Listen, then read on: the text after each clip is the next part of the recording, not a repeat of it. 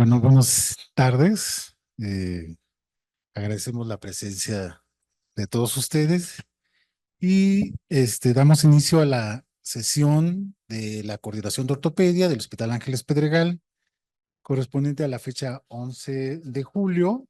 Y en este evento nos complace tener invitados eh, de gran prestigio que en realidad la unión de todos ellos nos hacen un tema interesante donde vamos a abordar o se van a abordar diferentes aspectos del manejo de lesiones traumáticas de radio distal.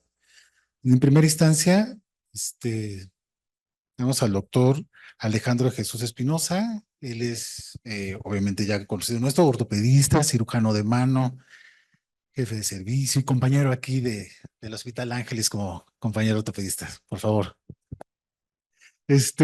Cambio de plan. Tenemos al doctor Diego Valencia, que por circunstancias de fuerza mayor nos va a presentar vía remoto o remota, perdón, su ponencia o su punto de vista del fragmento que le toca de esta sesión. Por favor, Diego.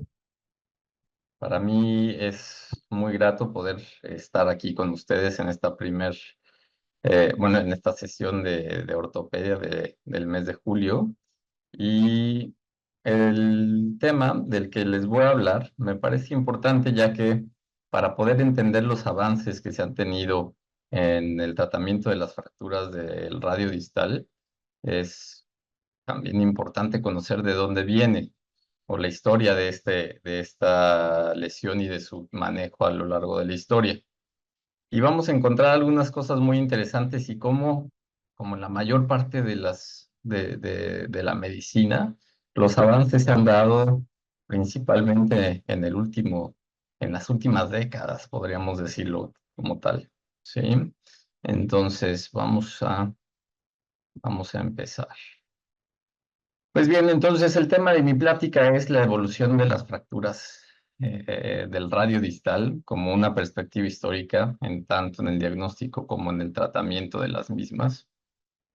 Y aquí, eh, pues como les decía, para conocer la evolución en este diagnóstico y tratamiento, pues es muy importante conocer y comprender cómo a través del tiempo se ha ido innovando en esto y la idea de conocer nuestros antecedentes es evitar repetir los errores que se cometieron en el pasado. Entonces, eh, ah, como les comentaba a lo largo de la historia, pues ha habido diferentes formas de ver esta lesión. Incluso inicialmente, las lesiones del radio distal se catalogaban más como luxaciones o deformaciones de la muñeca que como fracturas como tal. De hecho, voy a dividir estos eventos históricos, por así de ponerlo, en eras, ¿no? La primera era le llamo la era de la ingenuidad, porque es una era en la que la escasez de métodos diagnósticos y quizá el poco conocimiento de en ese momento la anatomía y la fisiología, pues nos daba una perspectiva un poco más mágica quizá de las cosas, ¿no? Hipócrates, por ejemplo, en el año que vivió entre el 460 y 371, como les decía, pues él lo catalogaba más como distorsiones o luxaciones de de la extremidad. Fue hasta los años 1600 en que Jean-Louis Petit fue el primero en reconocer que se trataba de posibles fracturas en alguno de los huesos que comprenden esta articulación. Y fue hasta 1700 que Claude Poteau fue el primero en reconocer que las lesiones eran fracturas propiamente del radio distal. Entonces, de ahí pasamos ya a la era del descubrimiento. Y esto mucho tuvo que ver también el hecho de que se hicieran algunas disecciones anatómicas en cadáver. Entonces, por ejemplo, el doctor Abraham Coles, el famosísimo Abraham Coles, fue el que describió una fractura del extremo radial del carpo y que por ende, pues, a partir de ahí, se empezó a nombrar a esta fractura con su epónimo.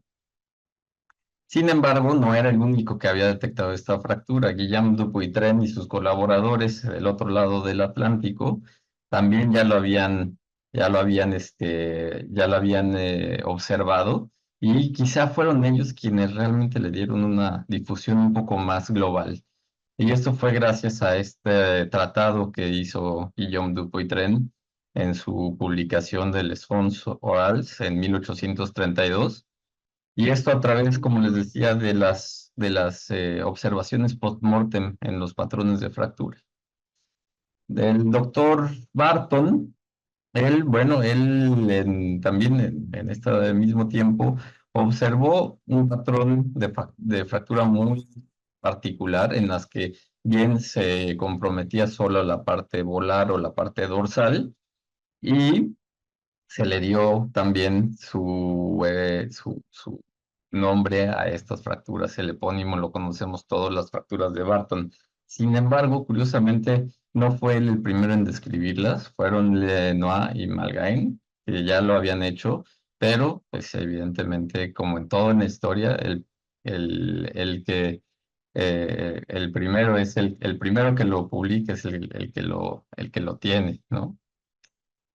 El doctor Robert William Smith también hizo algunas observaciones en este tipo de fracturas, y él observó un patrón diferente que también conocemos como la fractura de Smith, ¿no? Los dos grandes patrones, el de Coles y el de Smith, pues es justo en esta época. Pero esto todavía va a tener un auge o un avance aún mayor, y esto es con la invención de los rayos X, o más bien con el uso que se le da a la radiación para ver estas imágenes de nuestro esqueleto. Y fue hasta 1895 cuando se empezó a usar para para fines médicos, ¿no? De hecho, en 1898 el doctor Carl Beck es el primero en publicar una serie de 44 casos de fracturas diagnosticadas con rayos X. Y fue hasta 1900 que Cotton hace una serie de 140 pacientes en fracturas de radio distal. Y entonces es que empiezan a reconocer diferentes tipos de patrones de fracturas, empezamos a tener algunas particularidades ya en la observación de estas. Incluso, bueno, pues muy famoso en 1904, los doctores Lung y Lucas Championnet son quienes describen la fractura de Schaufer, que muchos de ustedes conocerán como la fractura de estiloides radial, y esto curiosamente ligado al, al auge del automóvil, que en ese entonces el automóvil todavía no contaba con una marcha automática, sino que se tenía que dar a través de una palanca, y eran estos pacientes que les rebotaba la palanca y les ocasionaba la característica fractura de Schaufer, ¿no? Más adelante, bueno, pues ya después del advenimiento de los rayos X, pues también hubo un avance en el tratamiento. Originalmente los tratamientos de las fracturas de radio distal pues eran más enfocados a la inmovilización, ¿no? Tenemos, por ejemplo, al inicio pues, solamente se colocaban o se hacían reducciones cerradas y se colocaban vendajes con lino. Estos vendajes con lino a veces se impregnaban de brea o de algunas otras sustancias para endurecer el lino y así poder proveer una mayor inmovilización. Incluso bueno, más adelante ya se empezaron a usar algunas férulas hechas a base de madera, con incluso el uso de cabestrillo. El cabestrillo, curiosamente, la posición en la que se colocaba la mano era importante, ya que, pues, si se colocaba, por ejemplo, en posición neutra o más bien una posición un poquito más supina, permitía también la flexión y desviación cubital de la mano por gravedad, y pues así se pensaba dar o mantener un poco mejor esa fractura, esa reducción, ¿no? Fue más adelante que los doctores Coles, Dupuytren y todos sus sucesores empezaron ya con algunos avances en el uso de férulas con posiciones un poquito más forzadas. Y fue hasta 1854 que Antonius Matthsen fue el primero en empezar a usar aparatos de yeso para las fracturas. Algunos aparatos incluso también contenían aparatos de tracción adhesivos que nos permitían dar o mantener la tracción a través de la ligamento-taxis, y entonces así se suponía las fracturas se mantendrían mejor alineadas. Pero hasta este momento no se había hecho ninguna intervención propiamente quirúrgica. Más adelante, ya con justo también con la posibilidad de tener los rayos X, es que algunos pioneros empezaron a innovar en este aspecto. Por ejemplo, el doctor Lambote en 1908, pues ya describe el uso de los alambres percutáneos para fijar la estiloide radial, o el doctor Bohler, que empieza a usar clavos incluidos en el yeso. Luis Ombredán en 1929 usa por primera vez fijadores externos en pacientes pediátricos, y Raúl Hoffman ya empieza a desarrollar en estos fijadores externos también uniones entre las barras, ¿no? Son también Anderson y O'Neill en 1944 que usan por primera vez un fijador externo propiamente ya en las fracturas de radio distal. Y bueno, todo esto fue, sin duda, por mucho tiempo el tratamiento de elección para estas fracturas, o por lo menos para las fracturas complejas que perdían fácilmente la reducción. Y curiosamente, desde este momento y por un par de décadas, no existen nuevas publicaciones o no existen nuevos tratados en el manejo de las fracturas, sino hasta 1960, que es cuando este grupo de pioneros en la ortopedia, empieza o más bien genera el tratado del tratamiento de las fracturas. Y entonces aquí empezamos ya con el concepto de la fijación interna. Para otras extremidades o para otras partes del cuerpo, las técnicas de fijación externa quizá habían avanzado un poco más, pero en el caso del radio distal esto tardó un poco.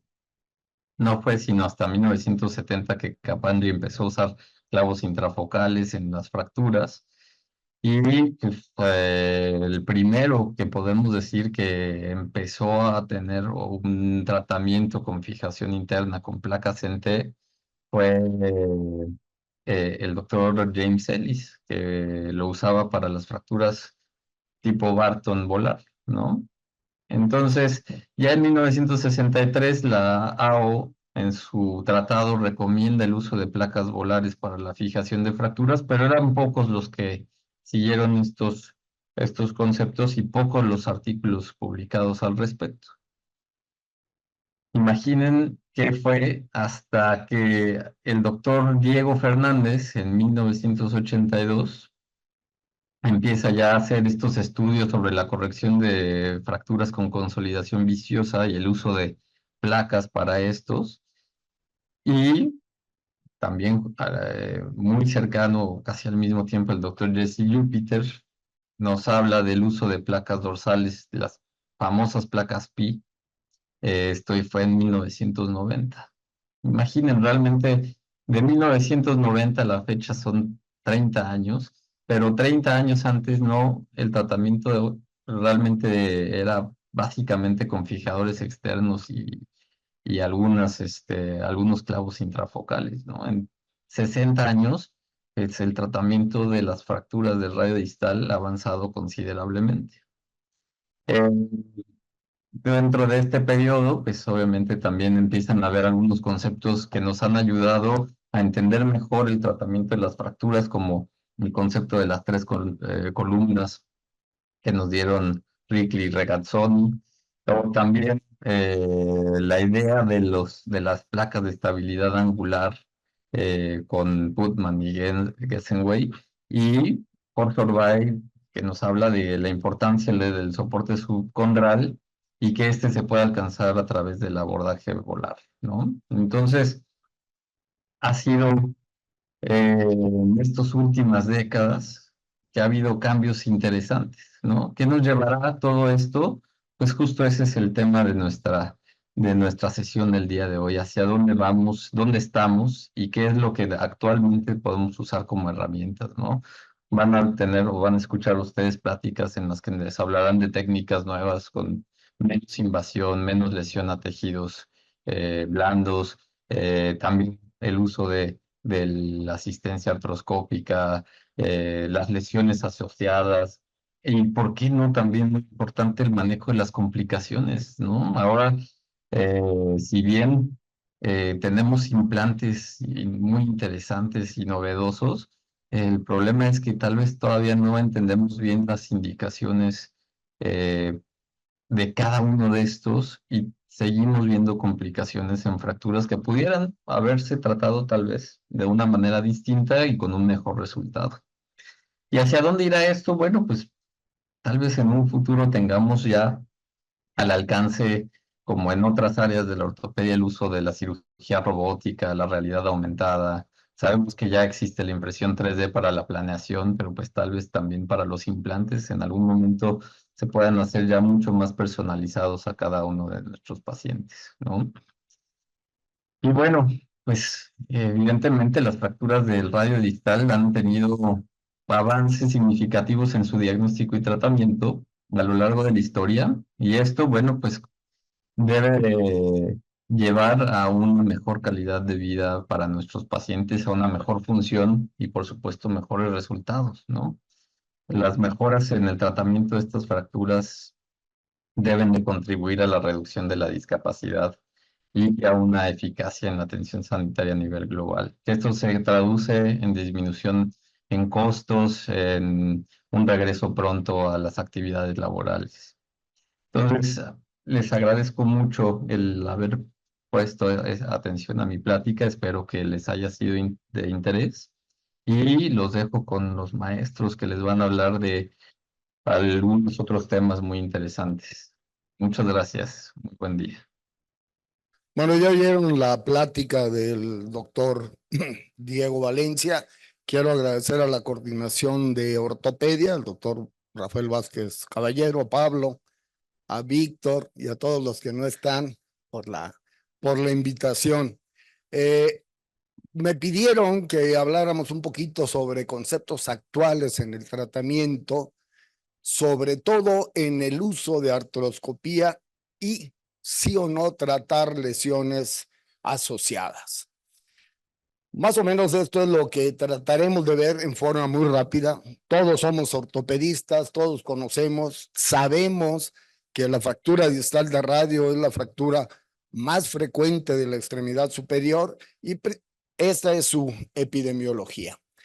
Sin duda, el riesgo de padecer una fractura es mucho más alto en las mujeres y bueno, pues esto es dado más que nada por condiciones hormonales y por edad.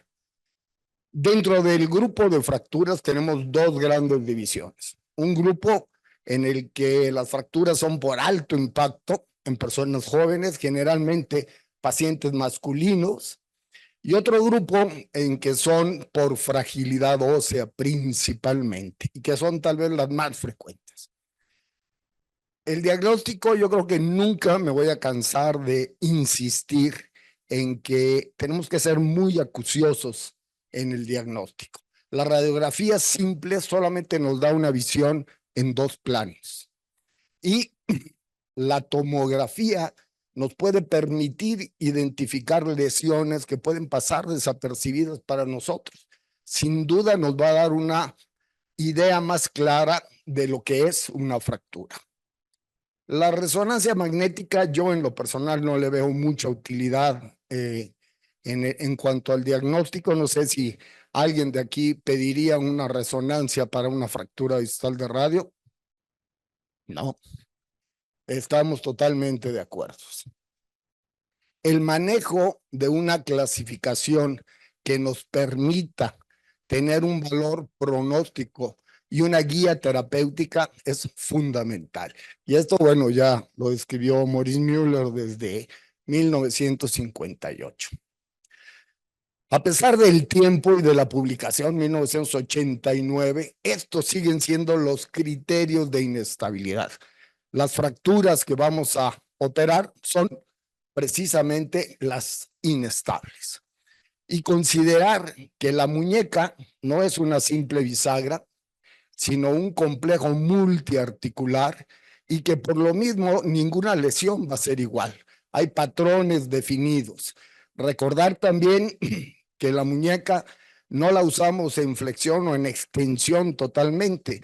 Realmente en forma funcionales, como lo describe el doctor García Elías, es en la forma de lanzamiento de dardos. Así que la desviación radial o cubital es muy importante.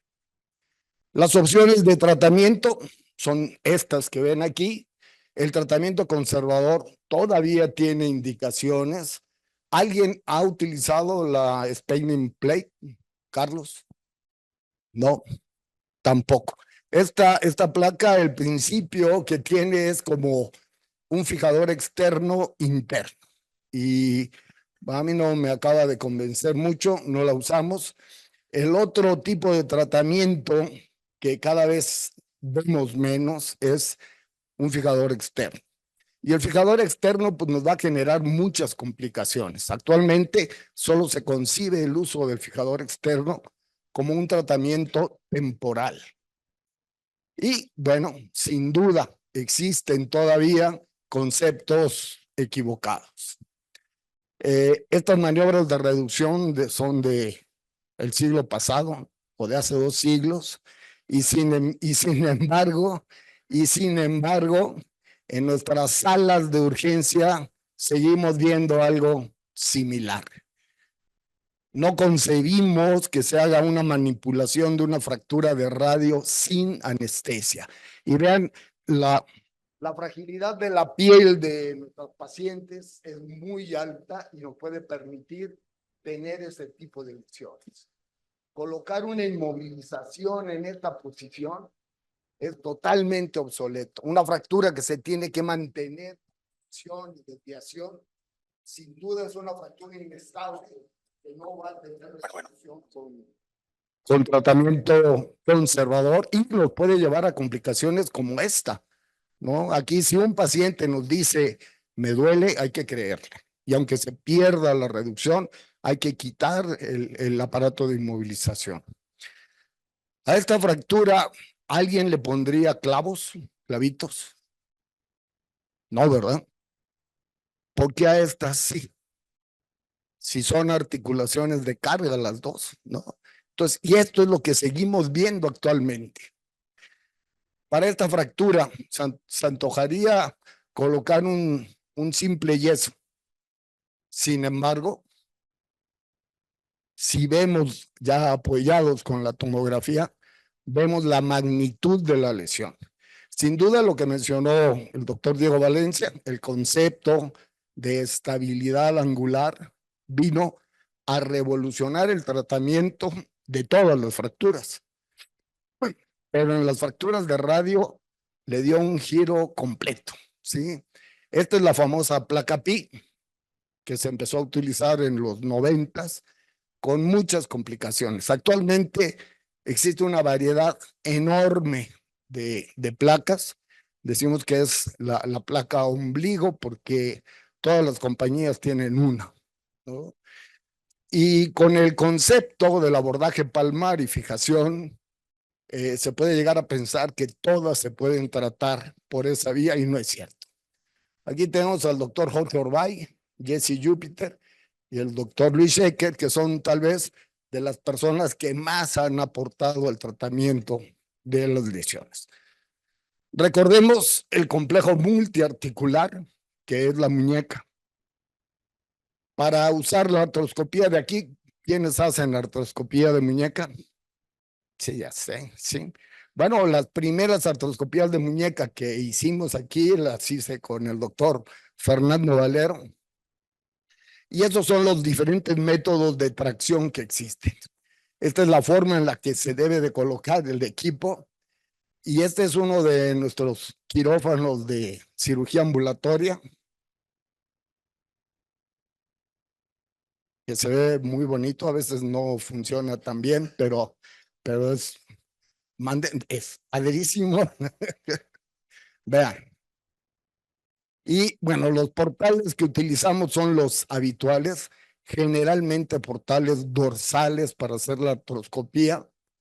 Y esta es la visión de un equipo haciendo una artroscopía de muñeca en una fractura.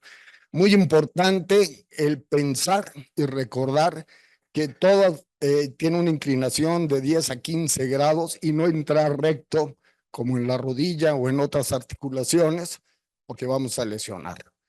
El instrumental también es diferente, tiene que ser adecuado al tamaño. Y el tamaño es importante porque si no podemos tener complicaciones. Entonces se utiliza generalmente una lente 2.7 y una lente 1.9 con angulación a 30 grados. ¿Y por qué y para qué hacer una artroscopía en una fractura de radio? ¿Por qué? Porque nos va a permitir una visión diferente, nos va a permitir identificar lesiones asociadas y asistir en la reparación de esas lesiones y hacer una reducción lo más adecuado posible. Las lesiones se identificaron pues desde hace mucho tiempo, ¿sí? Vean. Y por supuesto que la artroscopía nos ha ayudado a identificar. Generalmente estas son las lesiones asociadas, fracturas del carpo, lesiones del ligamento escáfosemillunar, casi en un 50%, el semiluno piramidal también, y lesiones de fibrocartílago triangular en un 78%. Y aquí la otra discusión. ¿Quién de los que hacen artroscopía la hace en seco? Sí, yo también, yo tampoco. O sea, hay mucha discusión. El grupo de España y la usan generalmente en seco. Nosotros lo único que usamos sin agua es el whisky.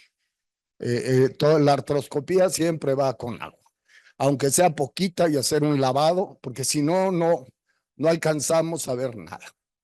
Dentro de la artroscopía, lo importante es podernos manejar con el concepto de caja y darle la tridimensionalidad a esto. Y eso nos va a permitir identificar todas las lesiones. Concepto muy importante.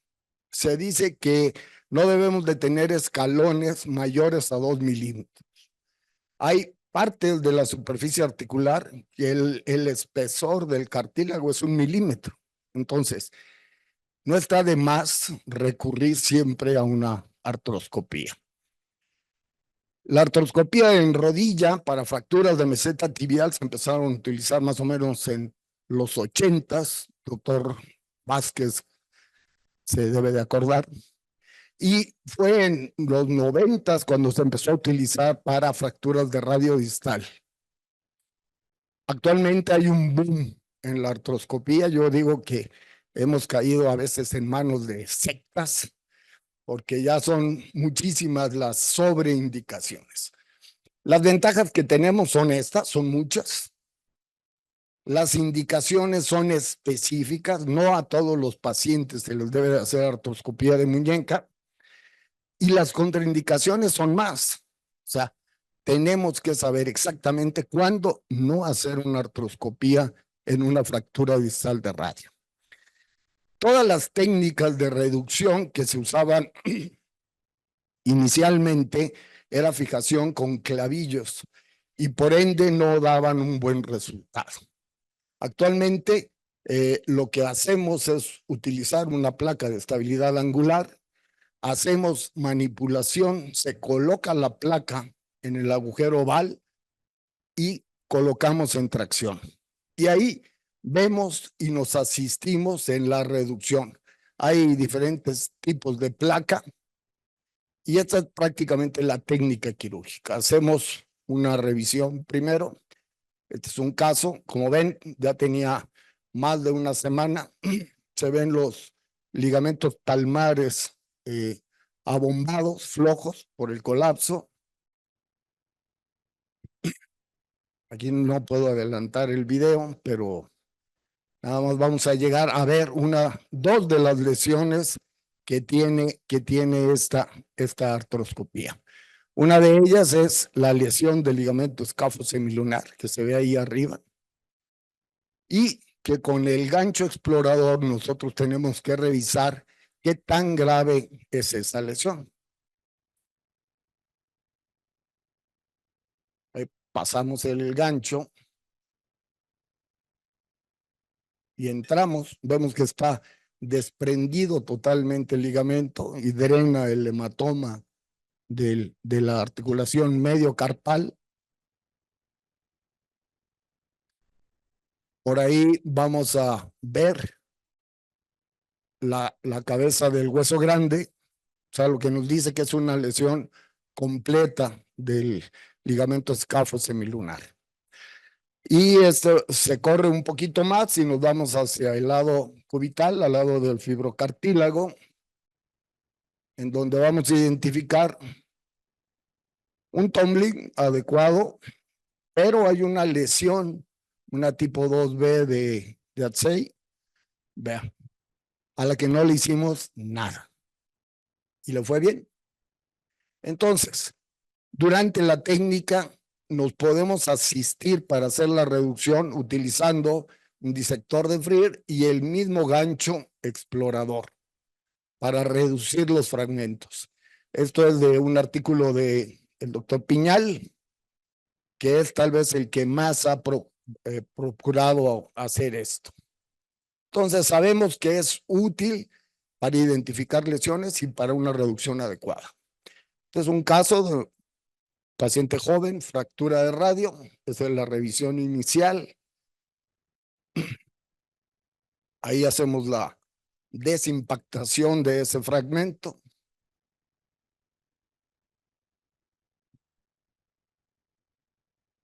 Y como si fuera un adoquín, lo tratamos de colocar, vean. Y se logra una superficie mucho mejor.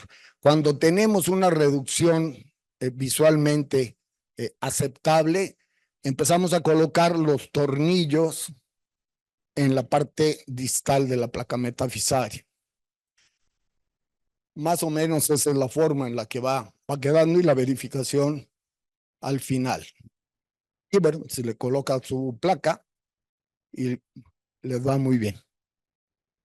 Cuando tenemos, este es otro caso, paciente joven, también vean el grado de fractura que tiene, hundimiento, ya tenía 2 semanas de evolución, encontramos una lesión de escáfosemilunar también, pero es una lesión parcial, está atenuado, no genera inestabilidad, por lo que hicimos solamente un rasurado y posteriormente con radiofrecuencia hicimos la termotensión, que muchos no están de acuerdo con el término, pero que en mano sigue funcionando a nivel de muñeca.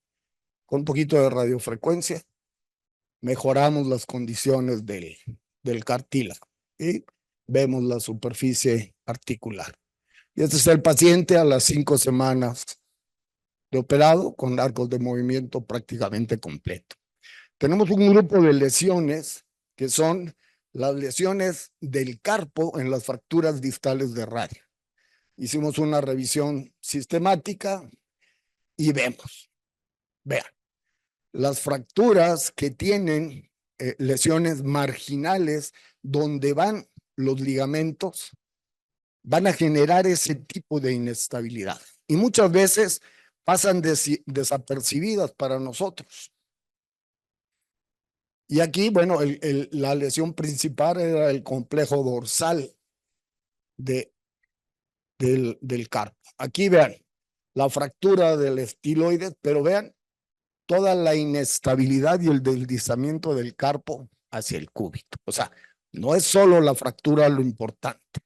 Y esto es para recordar lo importante que es el complejo del ligamento dorsal. El mecanismo de lesión generalmente es por un movimiento de torsión y con impacto. Y esto es lo que va a generar esas lesiones. La presencia de fragmentos óseos con inserciones ligamentarias puede generar inestabilidades importantes y sobre todo a nivel de fibrocartílago triangular. Esa prueba la tenemos que hacer siempre. Este es un paciente de 38 años, accidente de motocicleta, y esta es la fractura que tiene. Bueno, la deformidad y su fractura. En este caso fue una fractura compleja, tuvimos que colocar una placa con extensión larga y le hicimos la prueba que estaban viendo una vez fijado el radio y vimos que quedaba inestable, por lo que se fijó la estiloides del cúbito también. Y bueno, el paciente recuperó movilidad. Esto es muy importante, los ligamentos insertados en fragmentos óseos que están volando. Hay un artículo de Gustavo Mantovani y Marcio Aita sobre cómo tratan este tipo de lesiones y recordar que un ligamento no actúa solo, siempre es el conjunto lo que nos va a generar una inestabilidad. Esta es la clasificación de Marcio Aita y Mantovani en cuanto al tipo de lesiones con fragmentos óseos. Y esta es una propuesta que a mí me agrada visualmente, no la he hecho, que es la que propone Marcio Aita para reducir el fragmento dorsal con la inserción ligamentaria. Y bueno, se hace la prueba y también para el fibrocartílago. Entonces, es importante que podamos asimilar y valorar este tipo de lesiones. Este es un caso en el que vemos una fractura, diríamos una Barton simple. Se opera vía palmar, se coloca una placa estándar y aparentemente es un buen resultado, pero se luxa el carpo porque el volar ring no se estabilizó y es donde está precisamente la inserción ligamentaria. Esto es lo que pasa. Entonces existen placas especiales para bloquear ese fragmento, pero primero hay que diagnosticarlo. Y si no tenemos la placa, se puede fijar con clavos, incluso hacer un novenque. Este es un caso similar. Esta es la versión palmar de la placa Pi. Ya tiene un ratito esto, pero vean, fue igual. La luxación igual, se fue el fragmento con el ligamento. Y quedan este tipo de deformidades con una gran discapacidad. Y otro tema que se está usando mucho en muñeca es la utilización de supersuturas para sustituir ligamentos, la aumentación que lo usan mucho en hombro, rodilla, con la que en lo personal no estamos muy de acuerdo. Yo sigo utilizando tendón. Este es un trabajo, aunque me vea feo el doctor Valero. Nosotros usamos, hay un trabajo de Mandia y Gutiérrez en el que demuestra que un tendón cuando pasa a través de hueso va a ser fijación periférica como tipo las fibras de Sharpie. Nosotros hicimos una publicación tomando biopsia de una reconstrucción ligamentaria en el que se demuestra que el tendón se ligamentiza. ¿Y por qué no? Podemos llegar a pensar que no tratar las lesiones asociadas no va a pasar nada, ¿no? Y eso lo tenemos que ver al tiempo. O sea, generalmente no lo vemos nosotros. Este es un paciente que operaron en Inglaterra hace muchos años y vino a consulta y vean, tiene artrosis a nivel mediocarpal y a nivel radiocarpal. Y esto fue porque no tomaron en cuenta las lesiones ligamentarias, ni una reconstrucción de la superficie articular. Entonces, los nuevos conceptos son reparación ligamentaria siempre que se pueda, equilibrio entre inmovilizar y empezar a rehabilitar, hacer siempre que se pueda una artroscopía radial y pues avances, nuevas ideas y por supuesto no solo quirúrgicas, hay que mejorar incluso la rehabilitación. Esas son las conclusiones. ¿Cuál es el futuro? O sea, lo estamos viviendo. Y el uso de este nuevo tipo de implantes nos genera nuevas complicaciones. El conocimiento de las complicaciones nos permite identificar factores de riesgo y centrar los esfuerzos. Y tenemos que evitarlas al máximo o nos van a arrollar. Y por eso el doctor Gargollo nos va a hablar precisamente de complicaciones. Carlos. Buenas tardes, gracias a doctor Rafa Vázquez, a Pablo, Hugo por la invitación, bueno, y a todos ustedes que hicieron tiempo para venir.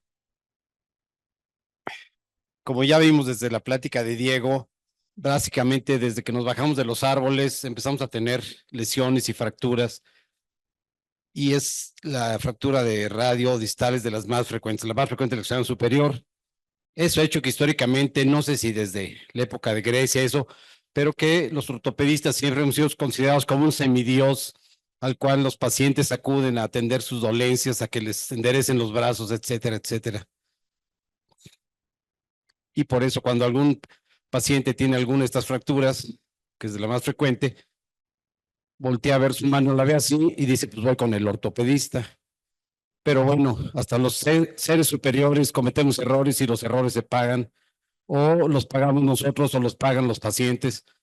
Entonces hay que tener mucho cuidado, no porque sea muy frecuente la fractura, no porque todos la veamos menospreciarlas. Las fracturas de extremo distal de radio dan muchos problemas, y vamos a ver qué tipo de problemas vamos a dar. Estas son las complicaciones que podemos tener, inmediatas, tempranas o tardías. Las inmediatas son las que pasan pues, en las primeras horas de la fractura, y pueden ser por el tipo de fractura, por ejemplo, una fractura como esta, una fractura expuesta que, ¿cuál es el señalador? Yo no leí. Así ya. Que al salir rompe el nervio mediano, rompe tendones, fractura arterias, es una lesión por la fractura. Lesiones por el paciente, pacientes que se quitan el vendaje, se quitan el yeso, le están moviendo el fijador, y pues también por el médico, las iatrogénicas, que desgraciadamente también son bastante frecuentes.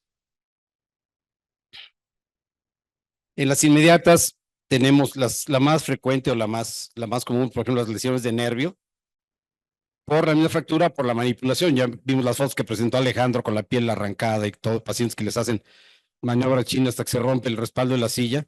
Entonces, las lesiones de nervios, eso o la misma fractura nos puede dar un síndrome comportamental. Todas estas son emergencias reales en la ortopedia. Y la lesión cutánea, pues que ya vimos, la cual sí es actualmente imperdonable. Dentro de las tempranas tenemos ya inherencia a la fractura, por ejemplo, sea la pérdida de reducción, la rigidez postfractura, rupturas tendinosas, y una de las peores, el síndrome doloso regional complejo. Acordarnos que el brazo de palanca que tenemos del codo hasta la muñeca es muy largo, la acción de los músculos es demasiado fuerte, entonces, por más bien que acomodemos la fractura, tiene muchas posibilidades de desplazarse.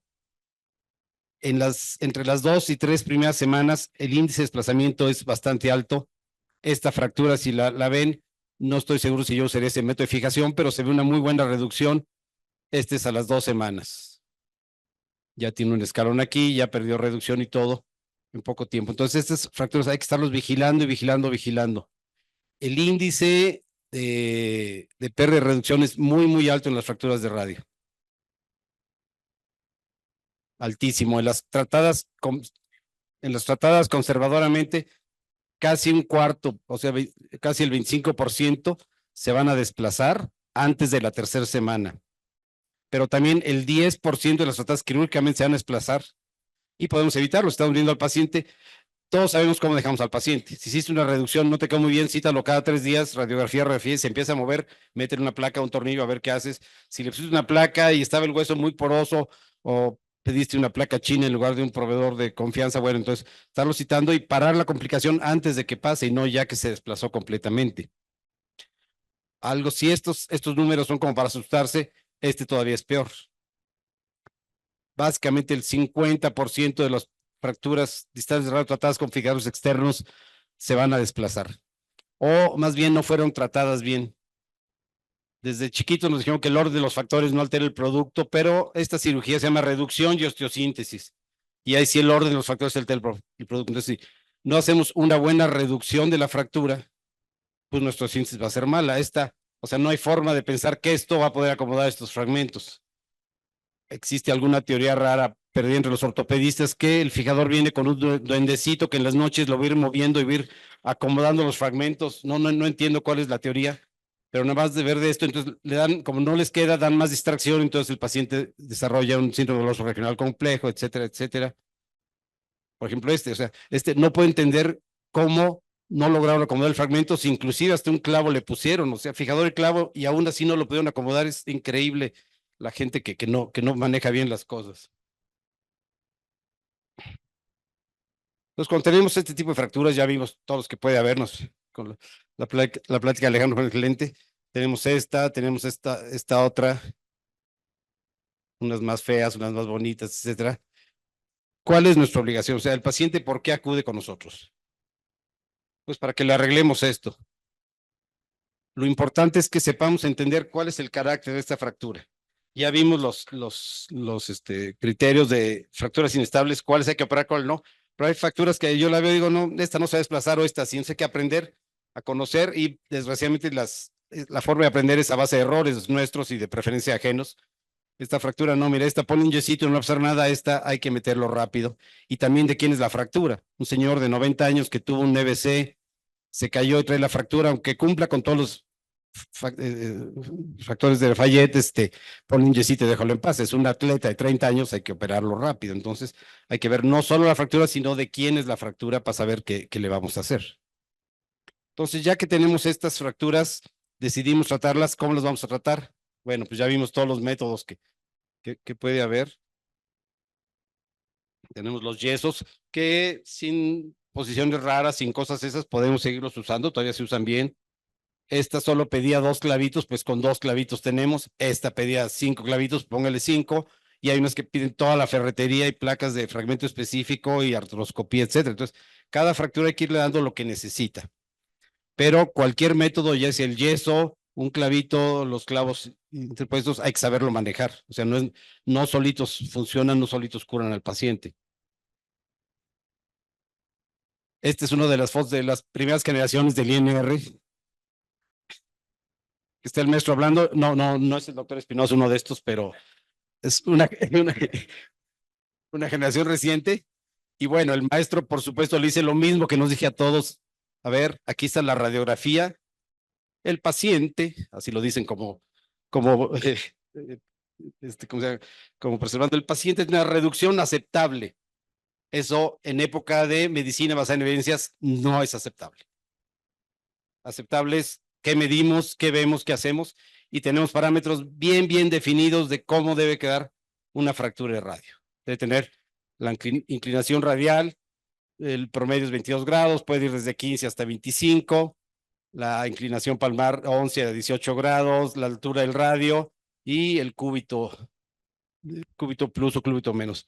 Esto es lo que tenemos que lograr con manipulación, con clavitos, con chicle, con lo que quieran. Si no logramos esto, no estamos tratando bien al paciente. Y si necesita una placa, ponle una placa. Si necesita 5 placas, ponle 5.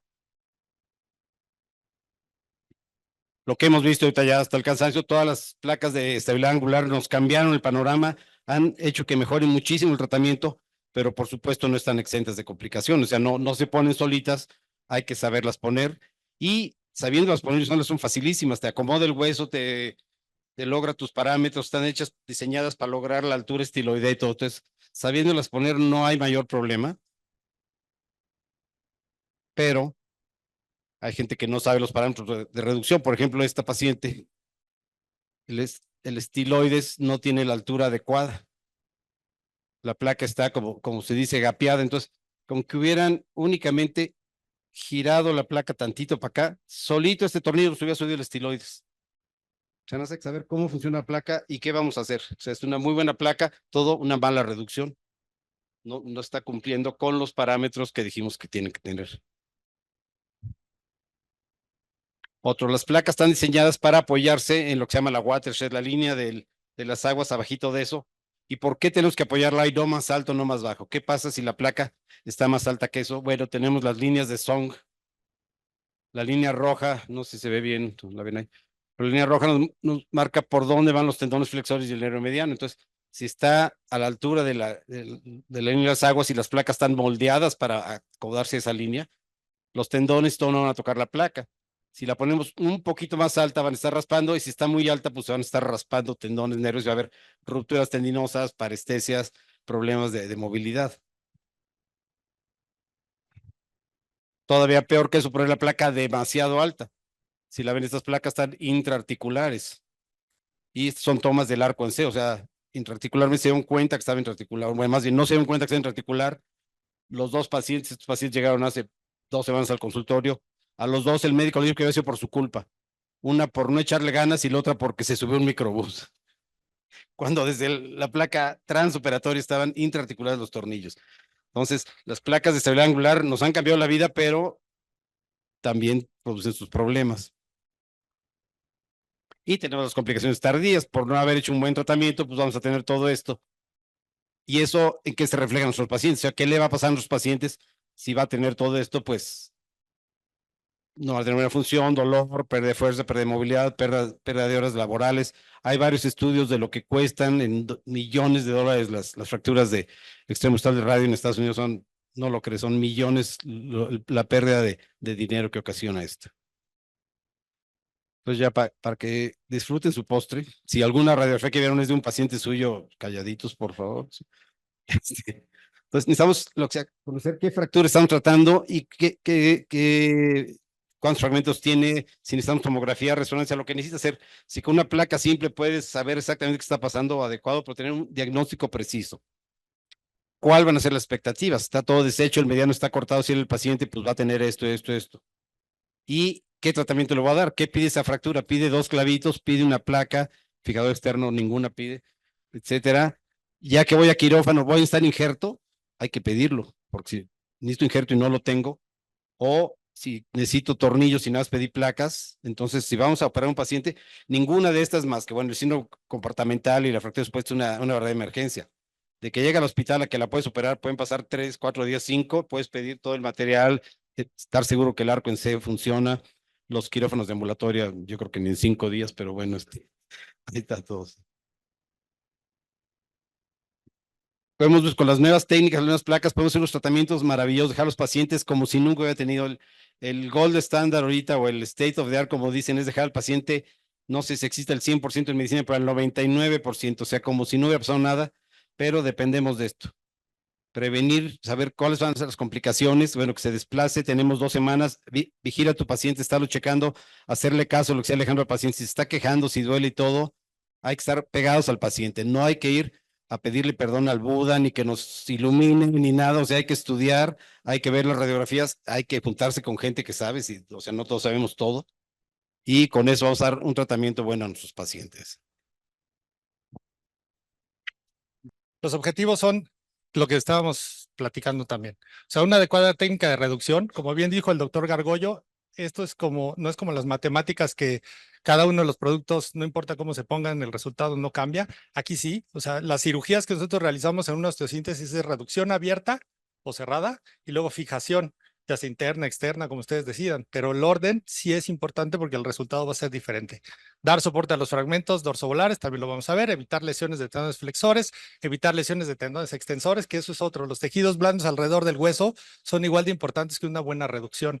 Asegurarse de la reducción y estabilidad radiocubital distal y finalmente la movilidad y rehabilitación. La planeación preoperatoria, no sé quiénes lo acostumbran a hacer, cuando uno va teniendo ya más experiencia lo deja de hacer de manera rutinaria, pero siempre en la mente y cuando hace una revisión, una radiografía o qué va a utilizar o qué va a pedir en la cirugía, debe de ser parte. Entonces, ya hay programas computacionales específicos que se pueden bajar gratuitos en sus teléfonos celulares o en una computadora y pueden hacer toda la radiografía, toda la tomografía, tomar cortes, hacer la reducción y poner los implantes que ya vienen precargados de todas las casas comerciales que se les ocurran. Entonces, o sea, ya un residente actual es imposible que no le puedan pedir una buena planificación operatoria y que se la sigan haciendo en albanene o en dibujito. porque la realidad es que eso ya no es práctico, o sea, ya no se puede imprimir, no se puede hacer, se pueden equivocar, no ven bien los fragmentos, pero en cambio ya hay software adecuado y ya deberían de utilizarlo de manera rutinaria cada vez que se hace un procedimiento. Abordaje adecuado, conocer las opciones de expansión cuando tenemos que reducir un radio, y la otoscopía, que ya se habló, que no vamos a entrar en ellas, pero cuando se tiene que utilizar, pues tenerlo como herramienta. Siempre que se tiene que abordar un radio distal, lo primero que pensamos es ¿por dónde? O sea, yo he visto abordajes muy radiales, abordajes muy mediales, se van hacia el mediano, se van hacia la arteria radial y difícilmente van a lograr una buena reducción si tienen algún elemento neurovascular que les estorba en la reducción o que les estorba en la osteosíntesis. Entonces, el abordaje es muy importante. El abordaje palmar ya tiene 50 años que se desarrolló, ya existen muchos métodos, muchas formas de realizarlo de manera repetitiva. Se puede expandir hacia la muñeca o se puede expandir hacia el antebrazo. Todo es el abordaje de Henry modificado. Este es el abordaje clásico de Orbay, donde se entra en esa zona, se llega hasta el radio, se ve la fractura y se disecan varias estructuras. Sobre todo, una de las que más controversia causa es el pronador cuadrado. Se tiene que quitar, no se tiene que cortar, se corta a la mitad, se corta en la orilla, donde está roto a lo mejor ya por la fractura, se tiene que mantener o no.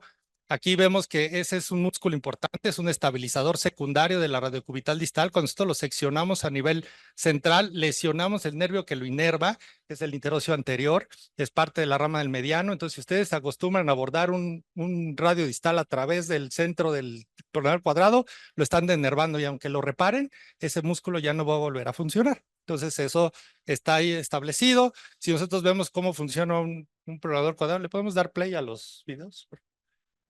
Este es un pronador cuadrado. Esta es una cirugía diferente a la de un radio distal. Este es para hacer una transferencia nerviosa del interóseo anterior al cubital cuando hacemos un supercharge por una lesión de cubital inicial. Entonces ahí no se alcanza a ver cómo se contrae el músculo y ese músculo pues es igual de importante. Hay pacientes que lo tienen muy desarrollado para sus actividades manuales, pero hay gente que de plano no lo va a tener desarrollado. Entonces es importante respetarlo, repararlo, incluso nos va a servir para proteger a los tendones flexores cuando hagamos una reparación, porque aquí están pasando el túnel.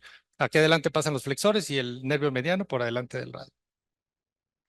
Hay técnicas incluso de placas más pequeñas de las habituales para no tener que desinsertar el pronador cuadrado del radio y entonces hacer la reducción, esto obviamente en fracturas extraarticulares y que sean sencillas de reducir, pero que no necesitan una extensión hacia la diáfisis. Se ha visto en algunos estudios biomecánicos que solamente con la parte distal y haciendo una buena reducción, este soporte y esta cuestión puede ser suficiente. Entonces solamente abrimos una incisión, le hacemos un desplazamiento de la placa y podemos colocarla sin ningún problema, sin tener que desinsertar o cambiar la inserción del pronador cuadrado y tener resultados quirúrgicos como estos que estamos viendo, ¿no? Con placas pequeñas.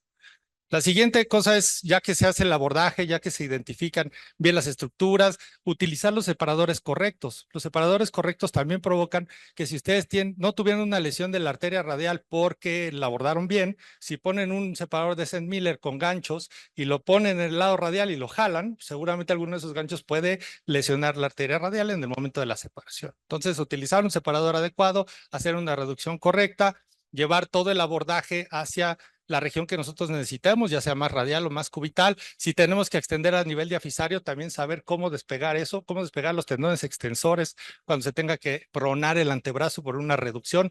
Hay fracturas interarticulares que funcionan, no sé si es un símil porque es más frecuente la fractura de tibia que la de radio distal aparentemente, pero todo el mundo dice, es como si fuera una meseta tibial. Más bien, los que hacen meseta tibial decían es como si fuera un radio. O sea, un radio distal fracturado es más frecuente que una meseta tibial, pero no sé por qué el concepto se entiende mejor así. Cuando ustedes ven una fractura interarticular y no quieren abrir la cápsula, lo que hacen es quitar, pronar el antebrazo, levantar la superficie articular, fijarla, poner injerto, lo que ustedes necesiten, luego regresar esa diáfisis para que la soporte.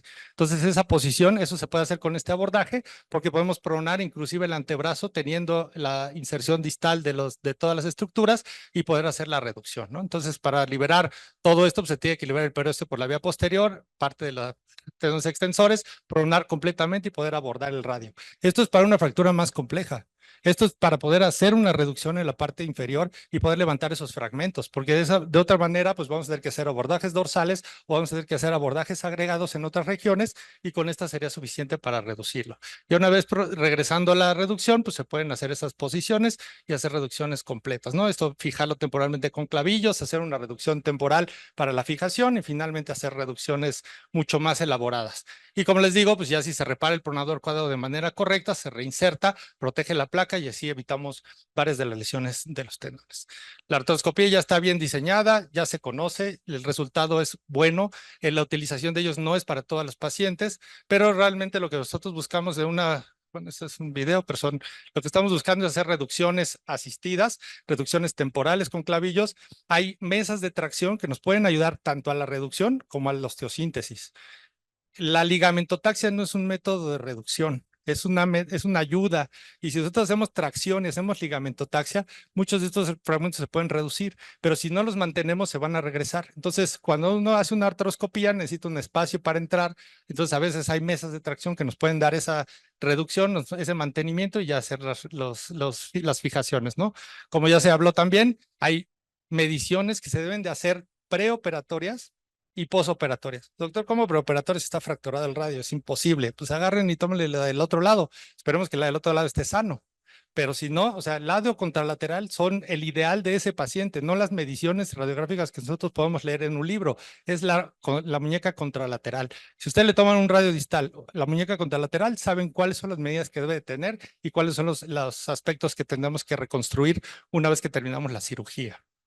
Los soportes de los fragmentos volares y dorsales son muy importantes porque en las radiografías AP se dice que todos somos cirujanos en AP. O sea, todos nos quedan súper bonitas, tomamos una radiografía en AP y todos se ven súper bien. Pero cuando le tomamos una lateral, una oblicua, empezamos a moverlos cuando ya de repente no nos gusta como se ve. La teoría de las 3 columnas nos enseñó que estas son las zonas de carga. Cuando nosotros hacemos carga axial en la muñeca, el radio es principal, el cúbito se traslada a través del fibrocartílago triangular la carga, pues estas son las cargas que tenemos que reconstruir.